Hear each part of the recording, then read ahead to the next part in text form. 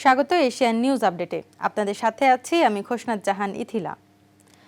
দেশের সার্বিক আইন শৃঙ্খলা পরিস্থিতি পর্যালোচনায় প্রধান উপদেষ্টা প্রফেসর মোহাম্মদ ইউনূসের নেতৃত্বে একটি বৈঠক অনুষ্ঠিত হয়েছে।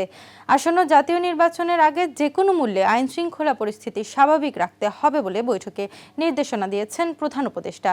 রাষ্ট্রীয় অতিথি ভবন যমুনায় গতকাল এই বৈঠক অনুষ্ঠিত হয়। বৈঠকে স্বরাষ্ট্র উপদেষ্টা মোহাম্মদ জাহাঙ্গীর আলম চৌধুরী, জাতীয় নিরাপত্তা উপদেষ্টা ডক্টর খলিলুর রহমান সহ বিভিন্ন নিরাপত্তা ও আইন শৃঙ্খলা বাহিনীর শীর্ষস্থানীয় কর্মকর্তারা উপস্থিত ছিলেন।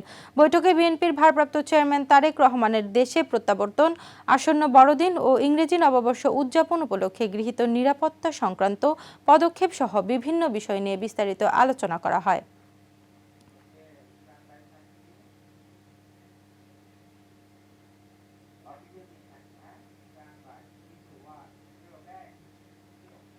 আসন্ন ত্রয়োদশ জাতীয় সংসদ নির্বাচন ও গণভোট উপলক্ষে ভোটারদের সচেতন ও উদ্বুদ্ধ করতে আজ থেকে ভোটের গাড়ির প্রচারণা শুরু হচ্ছে।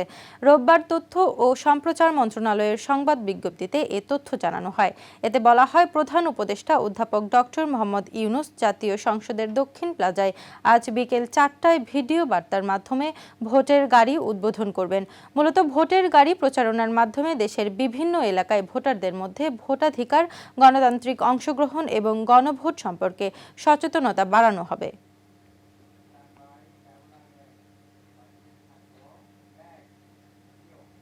সাবেক প্রধানমন্ত্রীর উপদেষ্টা সালমান এফ রহমান ও সাবেক আইনমন্ত্রী আনিসুল হকের বিরুদ্ধে গণ অভ্যুত্থানকালে কারফিউ দিয়ে ছাত্র জনতাকে হত্যার উস্কানির অভিযোগে করা মামলার অভিযোগ গঠনের শুনানি আজ।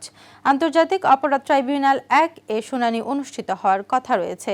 এর আগে সকালে ট্রাইব্যুনালে হাজির করা হয়েছে সালমান ও আনিসুলকে। গত ৪ ডিসেম্বর এ মামলায় তাদের বিরুদ্ধে আনুষ্ঠানিক অভিযোগ দাখিল করে প্রসিকিউশন। পরে অভিযোগ আমলে নেন ট্রাইব্যুনাল। এদিকে ট্রাইব্যুনাল ২ এ চাংখারপুলে ৬ জনকে হত্যা মামলার যুক্তিতর্ক উপস্থাপনের কথা রয়েছে আজ।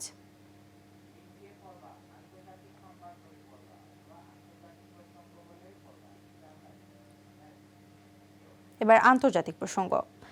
ইন্দোনেশিয়ায় একটি বাস উল্টে যাওয়ার ঘটনায় অন্তত ১৬ জন নিহত হয়েছেন। ভোরে দেশটির একটি মহাসড়কে দুর্ঘটনাটি ঘটে। এক উদ্ধারকর্মীর বরাতে এ তথ্য জানিয়েছে বার্তা সংস্থা এএফপি। স্থানীয় অনুসন্ধান ও উদ্ধার সংস্থার প্রধান বুদিওনো এক বিবৃতিতে জানান, রাজধানীর জাকার্তা থেকে ইয়োগার্তার দিকে যাচ্ছিল বাসটি। একটি হাইওয়ে ইন্টারচেঞ্জের মোড়ে পৌঁছানোর সময় বাসটি অতিরিক্ত দ্রুত গতিতে চলছিল। এ সময় সড়কের সঙ্গে সংঘর্ষ হলে বাসটি উল্টে যায়। তিনি বলেন, দুর্ঘটনার পর মোট ৩৪ জনকে উদ্ধার করা হয়েছে।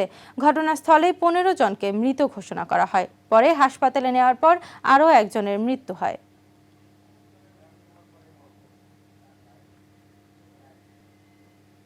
দর্শক, এই ছিল এশিয়ান নিউজ আপডেট। আমাদের পরবর্তী আপডেট দেখার আমন্ত্রণ রইল। ধন্যবাদ এতক্ষণ সাথে থাকার জন্য।